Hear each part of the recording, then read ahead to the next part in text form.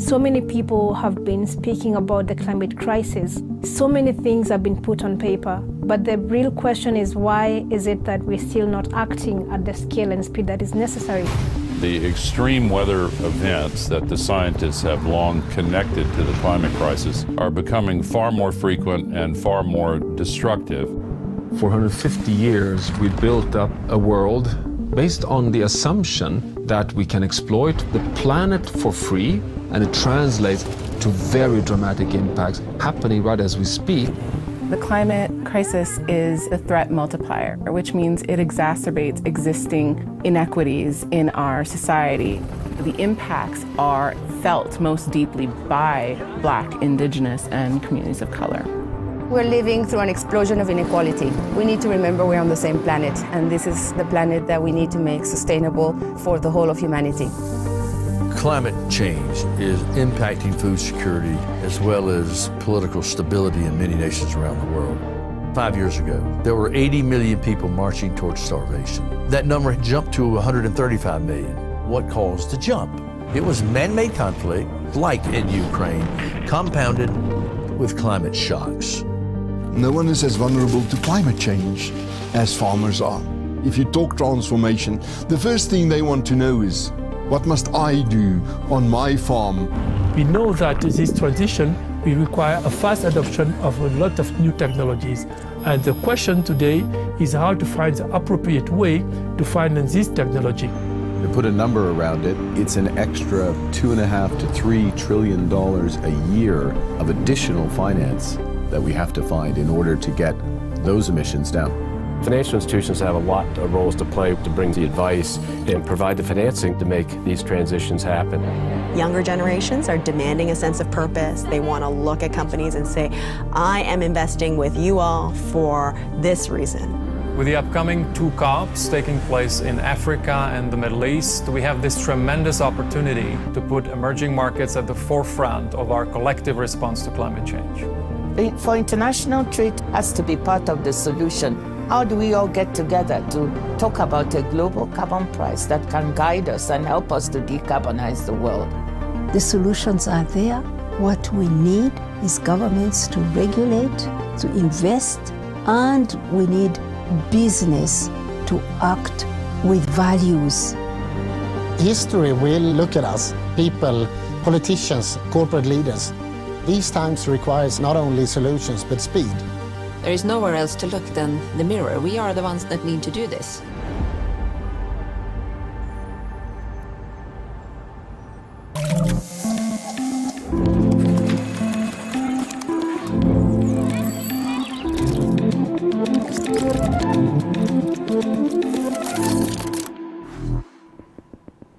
Hello and welcome to this session of the World Economic Forum's Sustainable Impact Development Meetings, which is titled Food and Energy Tackling a Global Resource Crisis.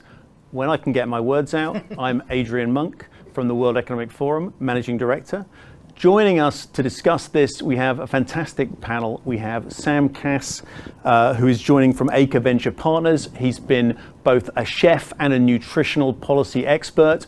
We have the co-CEO and CFO of Royal DSM in the Netherlands, Geraldine Matchett. They're a bioscience company that specializes in health and nutrition. Joining from Columbia University, where he co-founded the Center on Global Energy Policy and leads the Columbia Climate School, we have Jason Bordoff. And from the United Nations Food and Agriculture Organization based in Rome, delighted to be joined by Chief Economist Maximo Torero. Thanks to our panel for coming together to shed some light on this very difficult topic. I think for all of us, the conflict in the Ukraine really brought to the center the geopolitics of food and energy security. And in both of those cases, it was a conflict that told people that they needed to pay attention to where food was going and where their energy was coming from. But actually, for all of the leaders involved in discussing this, these have been issues that have been on the global agenda for a very, very long time. And a lot of our panelists have been engaged in thinking about them for far longer than the latest crisis. And so what we're going to be discussing in the next 45 minutes is what are the ways that public-private collaboration can really move the needle on these issues, and how can we come up with innovative ways of tackling them, and what are the things we need to put in place to make sure that we're not having this discussion 10 years from now. I'm going to start, Sam, with you, if I may. Sure. Now, you've been on the kind of front line of thinking about nutritional policy from both directions. You've been in the kitchen, and you've also been in the kitchen in terms of investment, thinking about the kind of things that we ought to be thinking about. For you, how far has what we've seen about the way food is moving around the world, how has that kind of changed your thinking about nutrition policy and the things we should be doing? Oh man, how much time do I have? Do I have the whole session? As long as you like. That's a huge question. I mean, look, I think what this last year's really showed us is a window into the future. I mean, the future is here and now. These kind of massive disruptions that are having ripple effects around the world from a relatively constrained part of the world is the norm. And I think it is a real example of what, just a taste really, of what we're going to be having to manage going forward in much more intense ways.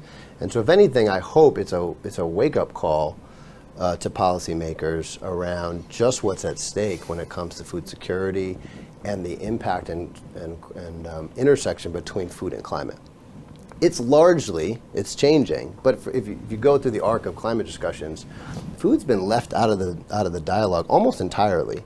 It's the number 2 driver of emissions globally. It's also the system that is most directly affected by climate itself. And I think, and we can talk about this more later, what's emerging in our food system is an opportunity to actually help solve the climate crisis, unlike, I would argue, any other sector on the planet. There's a lot of other sectors that have to reduce their negative impact, but there's very few that actually could have a net positive results on sequestering carbon. So for me, I think, when I put my policy hat on or my investor hat on, there's an opportunity before us that we haven't seen before, because people are now opening their eyes up because they've seen what's going on, and wow, we got to act. Like our very plates of food at dinner are at stake, and the future of our ability to continue to put that food on our children and our children's plate is really at stake. So I think we have a sense of urgency now that we haven't seen before.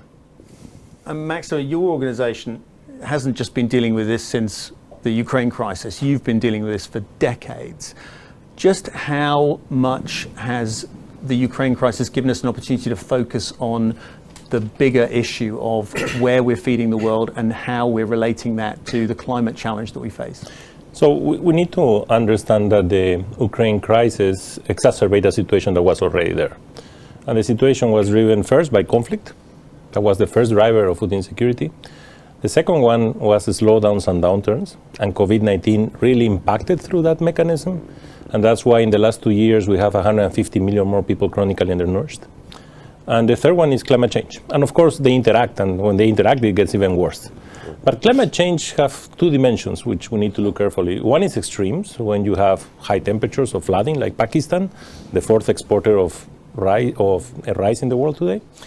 But the second one is variability. And that's what makes very difficult for farmers to make decisions. And that's where technological opportunities could help them to do things properly. So the situation is not new. But then you have the shock of Ukraine, the war that nobody expected.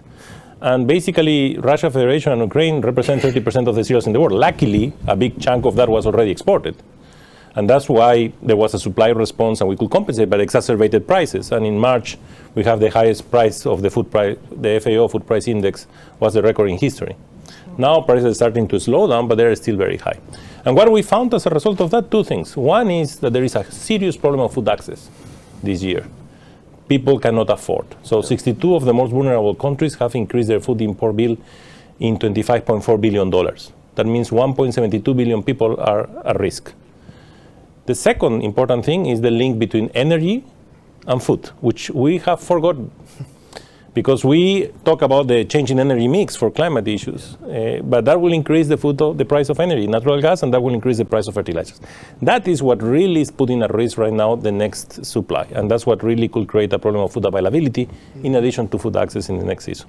So yes, we are seeing all the interlinkages. We are seeing that agriculture is a sector under risk and uncertainty. Risk is, you can insure. Uncertainty, you don't have the menor idea. It's very difficult. COVID was uncertain. The war was uncertain. And that's where we need to learn how to operate and what tools we need to have in place to cope with that. Thanks. We're used to sort of thinking about governments and international organizations dealing with these issues, but actually a lot of the way we're dealing with them is through investments that big business is making. And Geraldine, I mean, your company, Royal DSM, you've been looking at this from the long term for quite some time. Can you just explain a little bit about the thinking that you do when it comes to investing and some of the investments that you're making that are helping to address some of the issues that Maximo and Sam have spoken about? Yeah, exactly. And I think you said it absolutely right. The world has woken up to the fact that we cannot take for granted that there is food security, and even more importantly, that there's nutritious food that's available. So as a bioscience company which has the longest history in micronutrients, so what goes into our food and into the feed of animals, we've been thinking for decades around the long-term future of these things. And to give maybe a couple of examples to make it concrete for people listening to us, a lot of people think about hunger, but actually malnutrition is actually even more devastating. So when people don't have the right micronutrients, there's stunting and you have the whole generation that is lost effectively. So we've been working on what we call hidden hunger for many, many years. But that turns into not only scientific innovation, but real concrete investments. So about 8 years ago, we decided that we were going to help invest in producing in Africa, for Africa, the Super Cereal Plus, which is effectively the relief food of the World Food Programme, which right now is desperately needed. Why was it important to do that in Africa? Because then you combine it with development. So not only is it helping close the micronutrient gap of extremely vulnerable people, but we're sourcing from over 100,000 smallholder farmers. When you do that, you give them certainty of income, so they can invest in better crops, they can fight aflatoxin, which is quite a common disease in crops, etc. So looking at really developing structurally, how do you improve the ability to produce food, nutritious food, closer to the markets? Now, if you think right now to what you were saying, the supply chain disruptions are massive. The plant in Kigali right now is operating full speed because we're sourcing locally and we're able to produce for the countries in the areas which are very vulnerable. So that's one example. The other one is actually science has to think ahead because it takes time. So if you think of climate change, methane is one of the most damaging greenhouse gases. And you said very correctly, food and agriculture was often not part of the conversations around climate. Yet, a third of methane in the world comes from livestock. So about 15 years ago, we started thinking about how can we reduce the methane burped by cows, which at the time was seen as a rather eccentric thing to put some serious money behind.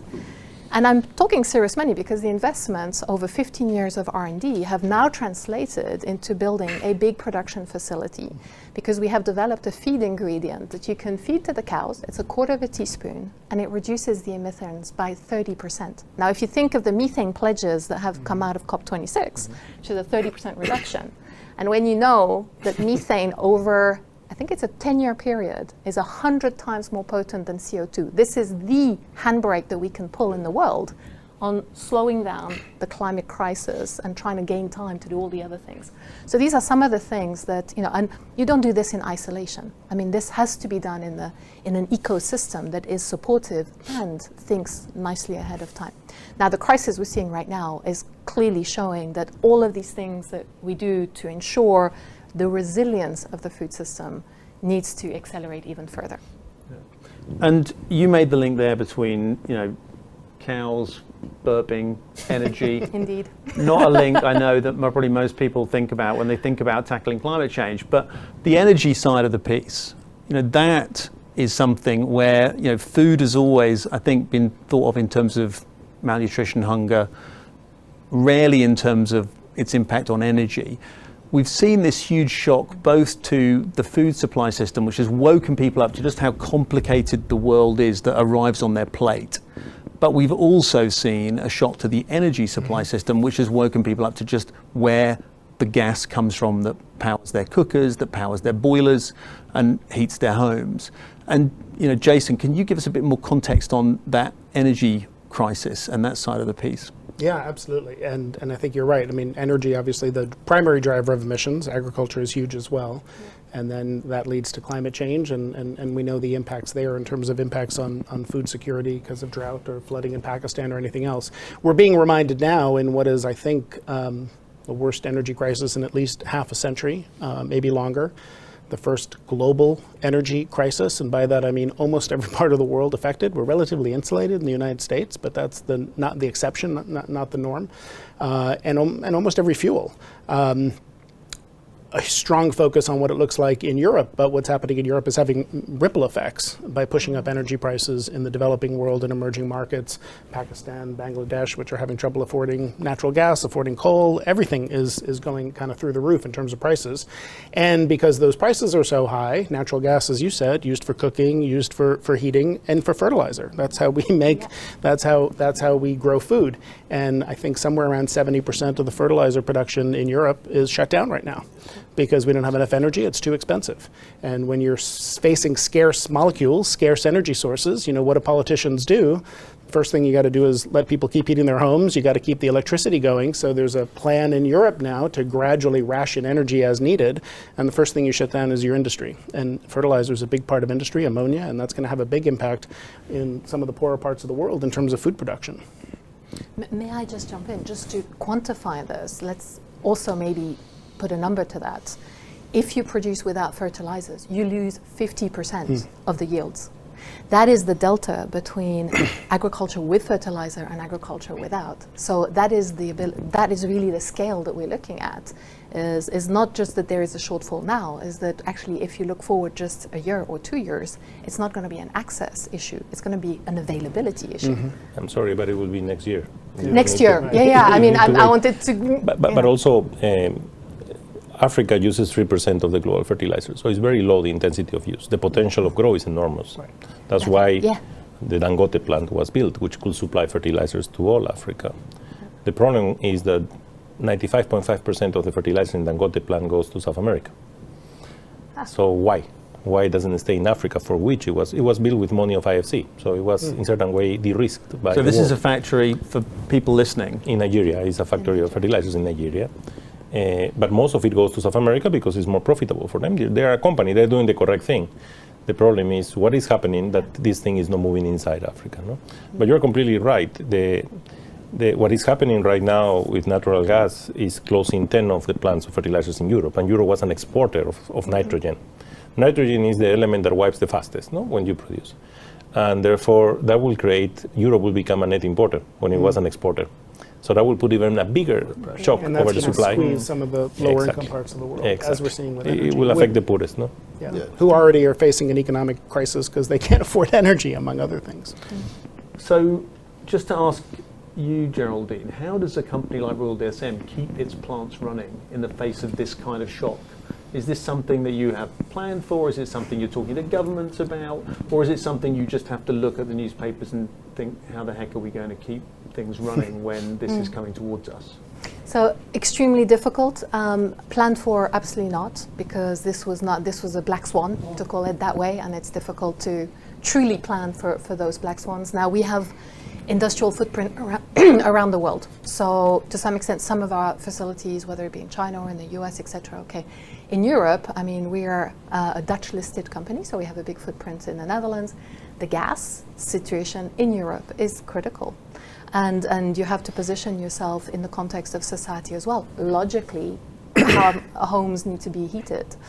So what we've managed to do in some cases, which we don't like because it doesn't help the climate, but some of our facilities we can tilt back to oil. So wherever we can produce steam and energy out of oil, we've done that.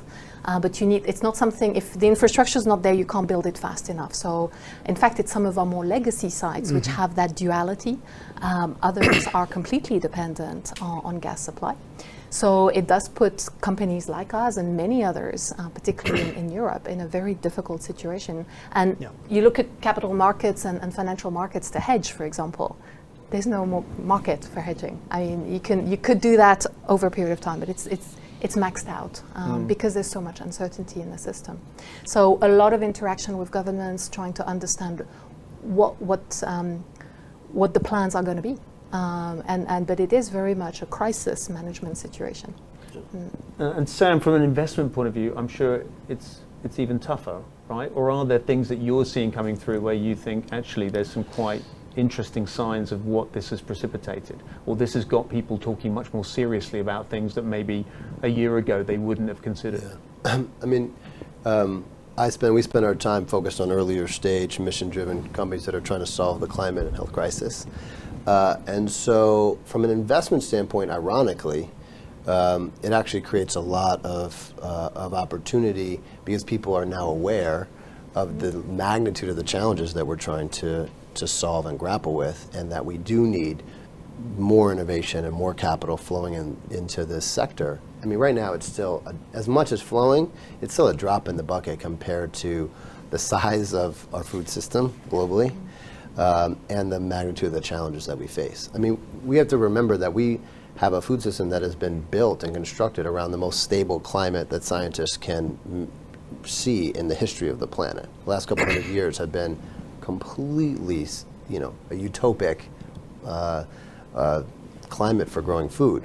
We're now entering an age of incredible volatility, and we just do not have a system that's set up to manage and deal with the risk that is going to come from this volatility.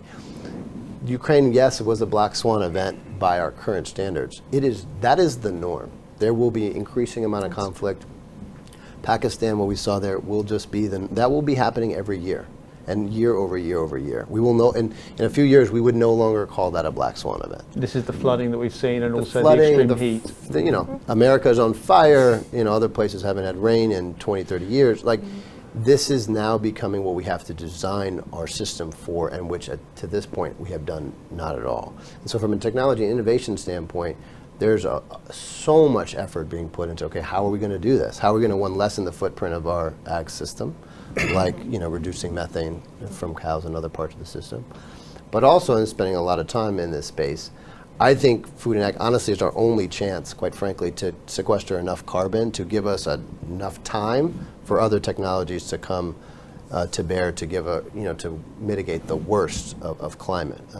A lot of the carbon that is in our air used to be in our soil. We have, 1 billion people working in food and ag globally who we could finally start paying them to farm with better practices and start sequestering that carbon back into the soil. If we don't successfully do that, and I think we have a really good shot at, I don't think we're going to come close to meeting the moment. So there's a lot of challenges to do that well. There's a lot of problems still in the space. But I think technology innovation is going to help give us a shot at solving some of these challenges. May I jump in? Yeah. Fully agree. I mean, right now, a third of arable land suffers from drought. That is not a black swan. That has been getting higher and higher and higher. The climate disruptions, clearly not a black swan. It's a trend. And therefore, the resilience part is what we all need to work on. And what gives me hope is that across the value chain, what we're seeing is increased collaboration between parties that never used to collaborate, but they used to compete. And now the scale of the crisis on scaling regenerative agriculture, on making sure that we have healthy topsoils that can actually withstand these downpours and these droughts, etc. Everyone is now leaning in. And so that's the positive out of what's happening, is that because there's the on top of factor of the Ukraine crisis and the fertilizer crisis, to be honest, that has really changed attitudes. Can I say something? Because yes, everybody is leaning in, but for where?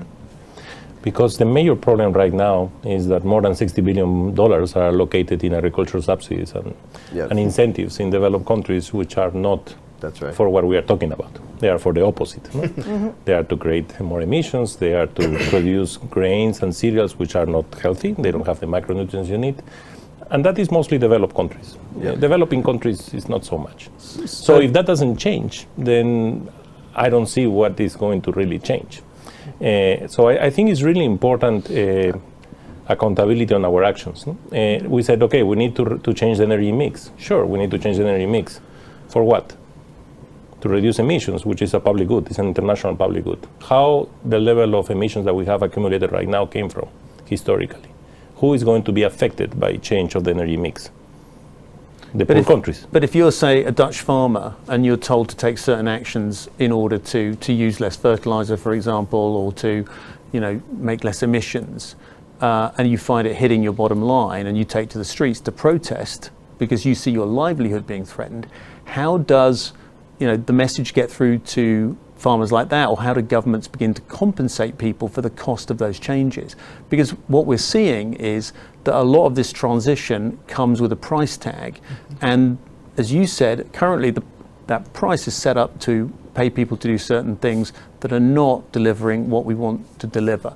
But how do you make sure, from a government point of view, that people actually don't feel robbed or disempowered? They actually, feel that they're on the right pathway towards achieving those goals. Aligning the incentives. So I don't need to provide to a Dutch farmer more resources to keep subsidizing the production of cereals. I can give incentives to the Dutch farmer to produce high-value commodities and to innovate in technologies which will provide healthy diets to the world. The problem is I'm doing the opposite, so they profit.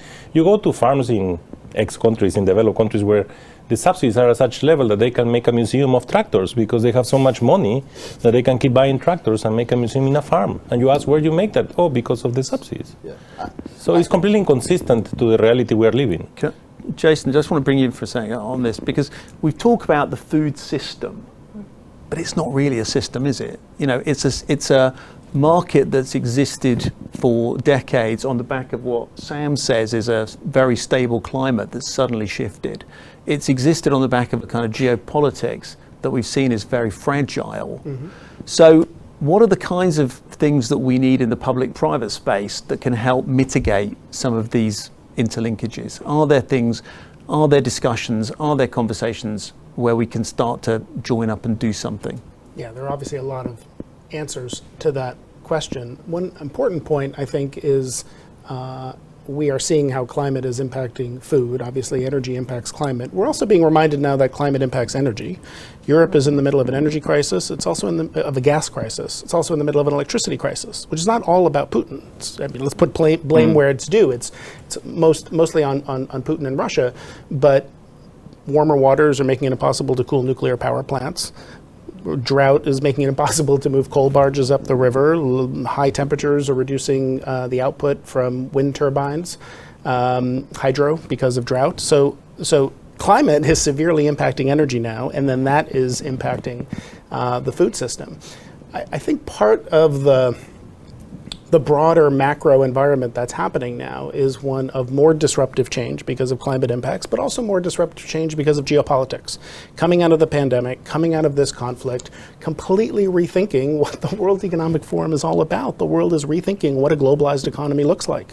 The trend is toward fragmentation, which is why the conversations we're having at WEF are so important, because we got to make sure that we don't fragment. More resentment, sense of hypocrisy in some developing countries against some of the behaviors we just saw in wealthier countries.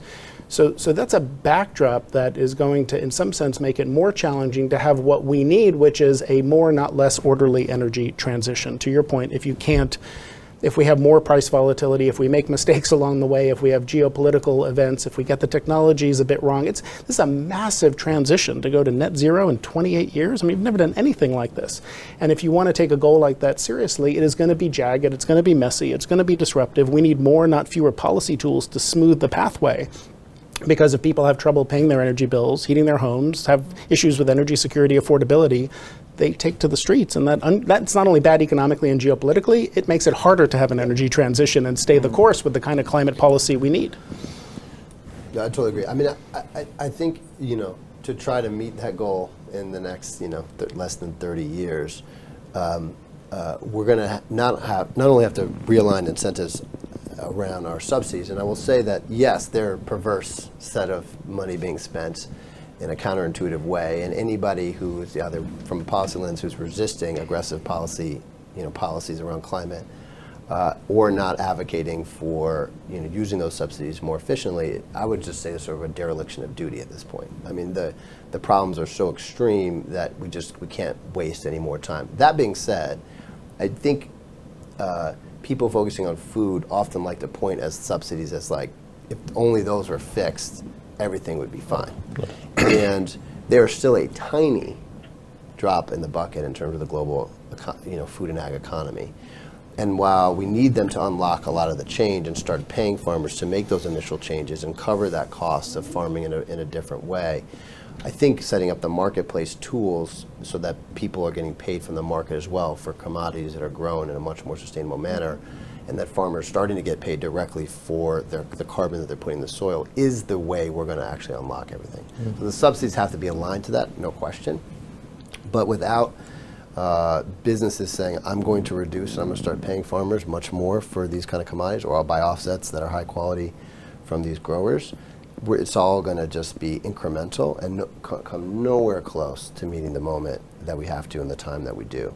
So I just want to caution ourselves to say it's just government bad policy that's the reason we're not solving this. Having been in the White House for 6 years helping to lead on food policy, you can see the power of national governments to do the right thing, and certainly I would take a lot of issue with some of the ongoing policies that that we have here on this specific issue. But when it comes to food and ag, in most countries, government's not telling the farmer you will grow this in this way. People aren't. I couldn't write a law that says you must eat this steak, and thank God cooked in this way, because given who came after us, thank God that presidents can't tell you what to eat. So I just think it's a balance, and I do think it has to be. We have to understand the role of government in those subsidies to start pointing in a very clear direction about how we have to move and how fast.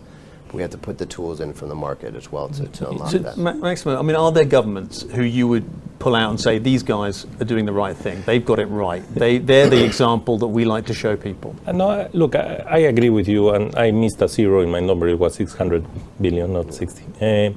But the point is, that's one of the elements. Of course, it's not the package, but there are several things that are not correct. Like, I think the best example of how the system is failing is what happened with the vaccines. That's the best example. You immediately saw how the game is played. No? Who got the vaccination? The developed countries. The poor countries, forget about it. You will get it at some point. That doesn't make any sense in a world that is so interconnected. Right. No? The same applies to climate. Yeah. Because if I am able to use your technology and I am able to produce livestock which less methane, I should do it. But I should be able to trade those emissions with somebody else. And the system doesn't allow me to trade emissions. Yeah. And that doesn't create the positive results. And that's one of the biggest issues. Agriculture has always been kept out of any climate mechanisms, which is wrong, because I think you said it absolutely right. It's the sector that brings the biggest opportunity. Exactly. For various reasons. Firstly, how do we grow food? On soil. How to get to the soil? We take away the trees in order to grow. So there's a direct correlation of feeding more and more people with loss of forest cover and vegetation cover. So that is a very strong. Then there's the methane. Then there's the methane from livestock, but also from rice paddies. And then you've got the nitrogen, and then you've got the watersheds, etc. When you actually look at all of that, and you take the opposite lens, and you say, okay, so if all of these things are not quite right, that means if we actually deal with them, we have a huge upside. Exactly. And the technologies exist today. So, and they're not so extremely, they don't require massive capital. But what they do require is a lot of coordination. Yeah. And I wonder sometimes that in this world, what's the hard? There are a lot of capital to do big capital investments, or is it to coordinate a lot of people to do the right things? And in the case of food and agriculture, that seems to be sometimes the biggest issue. But I'd like to add a slight topic, which is we tend to talk about food and ag as if it's the same everywhere. Absolutely not. So the battles are different depending on regions and countries. And I very much agree with you that while mature economies, whether it's the US, Europe, etc., really needs to switch to regenerative agriculture, and we need to find the right subsidies and incentives and whatever to facilitate the journey for farmers, because let's be clear, the farmers can't afford to do it on their own. That doesn't take away that in other regions, and I'll take Africa as the obvious continent, that's not the battle. The battle is increase productivity, locally produce nutritious food that is affordable and resilient, that they don't depend on international trade to eat. And therefore, we need to think very differently of the regions. And hopefully, the two put together, you start moving the whole planetary food system up. Now, 3.1 billion people don't have access to healthy diets today. Exactly. Okay, and most of them are in Africa. Yeah. Now, the point is that I wouldn't think that trade is wrong. On the contrary, I think trade is good. You use your resources in the most efficient way. You can do short supply chains or long supply chains, doesn't matter. The important is that you assign the incentives properly. That's the trick. Agriculture is the sector with the biggest level of distortions in the world. Therefore, we have to give them a different treatment to any other sector. We need to make it more transparent. And it's like that in purpose. It's not like that by mistake. It's, of course, it's designed to be like that. So that's the point. The point is how we make this, and that is basically where we talk about the true cost of food. Yeah. We need to understand the true cost of food. I use cost and not use value because it's simpler to understand. But it's not accounting cost. It should include the value of all those externalities that we generate. But that will help a lot to create this transparency and incentives so that things start to align. Right. Well, we've talked about, you brought in the vaccine distribution. And, you know, if you're a national government leader responsible to a nation, are you going to be that concerned if an outside party doesn't get the same access you get, be it to food, be it to energy, be it to vaccines? Your responsibility, as you see it, sitting in the chair, is to the people in your state, and you're wanting to look after them. Making that bigger argument that we're talking about here, which is about coordination and cooperation and collaboration, people on the streets might turn around and say... That's a silo view, because I am sure if the counterfactual was that vaccines were distributed globally faster, we would have been solved of this problem earlier than where we have been right now. So the idea is just to protect my own people in a world like the one we have of full interconnection, that anybody can fly from one country to the other and bring the virus and create a pandemic again. And this will happen a lot because climate change will accelerate this process. This is not new.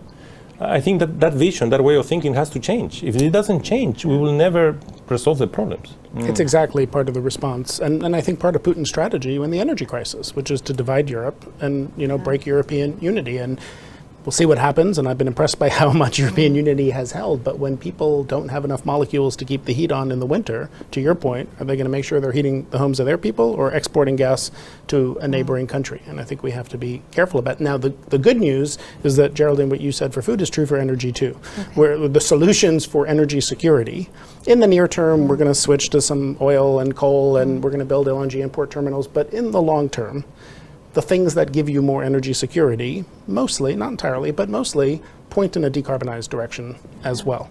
And I think that's a really important thing to keep our eye on and keep focused on, which is that if we were less dependent on globally traded hydrocarbons inevitably exposed to geopolitical risk, if it's not Putin, it'll be something else next time, you get a lot of energy security benefits from that, not to mention what we need to do for emissions. And I have to say that having COP27 and COP28 coming up is really helpful, because in the context of now there's a full awareness that climate, food and energy actually all hang together.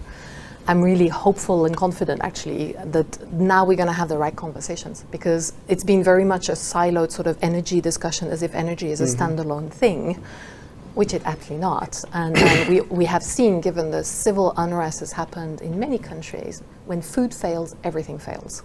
It's as simple as that. People cannot wait 3 months or cannot put an extra jumper on or go without a mobile phone. Yeah. Food is a daily requirement, preferably nutritious, healthy, delicious food, the chef. But that is true of all culture and of all places. And that if there's one thing that unites populations around the world, is not only the need for food, is the passion for food. It's at the core of every civilization. And I think if we bring to COP27 and 28 the passion that this kind of attitude takes, hopefully we can break through some of these geopolitical barriers that have been in the way, to be fair, and I'm with you, and distorting too much the system. No, and that's something I wanted to just bring in to get your views on, which is, we talk about the passion, but people have a passion for what they eat, and it's an incredible part of people's identity. You only have to look at, a street here in Manhattan to see all of that expressed in every single variety of restaurant. But, when they hear the kind of discussions like we're having now, they tend to think that we're just talking about calories and vitamins and micronutrients and that you could serve it all up in a big kind of pile of slop and say, there you go, that's your meal. It meets 2,000 calories, vitamin C. It's climate friendly. It's climate friendly. How do we, address both the issues that you're all talking about and make sure that this conversation doesn't happen? So you're saying to people, no, you can't eat that. You've got to eat this. You can't eat that. Beautiful Mediterranean diets. They are healthy. I should have realised. I should have realised you had an Italian in the room. I'm sorry. He was going to take that one. Well, no, but honestly speaking, I think it's an issue of behavior and trying to understand that diversity is good and diversity of what you eat is what you really need. Doesn't mean that you need to have a pill with all the micronutrients that you need to survive. That's not what you are looking for, because it's culture also behind. So the diversity is what we are looking for, and to be careful on what you eat. But the most important thing is to understand that that there is other people also that is affected, and they don't necessarily will have access to that diversity that you have access right now. And I would say to preserve the diversity of diets, which actually is the pleasure of food, you have to be looking at every possible opportunity to reduce the footprint and look at how we produce that food. So it's what we eat, but it's also how we produce it. And then when you combine it together, if we have enough of this work, then you will be able to have, on the one hand, the net positive direction of food production and preserve the pleasure and the culture of diverse diets. And that is something, if you actually look at the Green Revolution, we managed to feed 3 times more people on this planet, which from a scientific and a technical point of view is a real achievement, but the diversity of what we eat has narrowed massively. In fact, and you probably have all the figures, the percentage of what we eat is now in the hands of sort of 5 crops, and it's extremely narrow. And that is actually destroying our soils and our climate. So diversifying what we eat is actually part of the solution. Yeah, and I'm sure the chef would agree on part of the pleasure as well. I think diversity is the foundational theme, from a strategic standpoint. Look, I think we have to bake the impact into the products that people are eating. We have to make it really easy for people to have a positive impact. If we're going to ask everybody to become experts on all the things that are happening globally while they're trying to raise their kids and work a couple jobs and deal with their aging parents, it's not going to happen. The products themselves have to carry the change, and it's good to educate and communicate, but we can't ask people to go on a mission to transform their whole diets, because they don't have access to those kind of products to do it easily. So that's up to us. That's up to policymakers, investors, business, and industry to make it much easier on people. And then I think we have to do the hard work over time to shift the cultural values to include better nutrition and climate sustainability in what we expect from our food system from a consumer standpoint. Companies can only go so far unless people are saying, yeah, I really am expecting in that product that you're considering the impact on the environment or what you're putting in that package, or what that chef is cooking. And that's the hard, slow work that we all have to pay attention to, because it is exactly who we are. And so you can't tell somebody, if you eat this, you're bad. Because it's just like, I'm not a bad human, and I do like to eat what I've always eaten, what my grandparents and great-grandparents have eaten. So that's why you have to sort of shift those values over time to include a different way of thinking, and then we express it. Then chefs can start cooking up new ways of expressing that same identity. Also, one thing that is really important is information, no? Especially with kids. What we are observing in the schools and the bad information that is being provided to kids, so what is a healthy diet, for example. Vegetarian diets are not healthy, and everybody knows that scientifically they are not healthy diets. It's true, well, they are not. They don't comply with just made some news right here. No, they are not healthy diets. They are not defined as healthy diets. They don't comply with all the micronutrients. You need to add supplements to it to make it a healthy diet. But the problem is, I don't have any problem with you deciding to be vegetarian or not. But if you are misinformed about it, you can create a behavior in children that will end, because if they don't add the complements, the vitamin complements that they need, they will end in serious problems. And many kids are ending in serious problems right now. So I think information will be very important on this topic. Yeah.